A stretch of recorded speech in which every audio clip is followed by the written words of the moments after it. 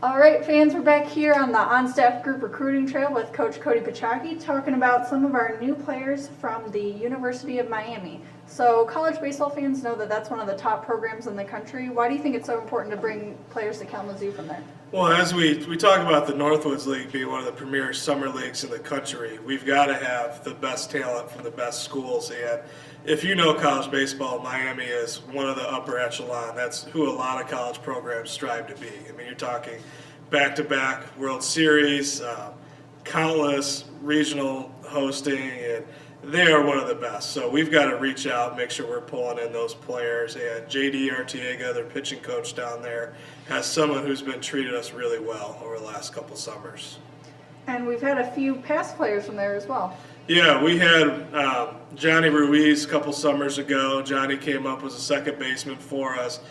Johnny was one of their leading hitters going into the College World Series last summer, and really after the summer he spent with us was able to take off and become a leader for the University of Miami. And I think that's why we're seeing some of their players coming back, because they can see what Kalamazoo does for their guys. All right, well, why don't you tell us about who we've got coming in this year?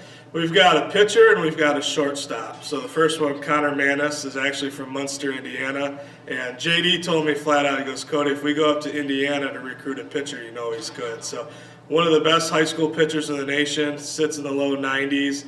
They expect him to be a starter in their program down the road. So Connor's going to come up here with the expectation to be in our rotation. And we're very excited about what Connor's going to bring for us. The second player is Brandon Gali, who's going to be their shortstop.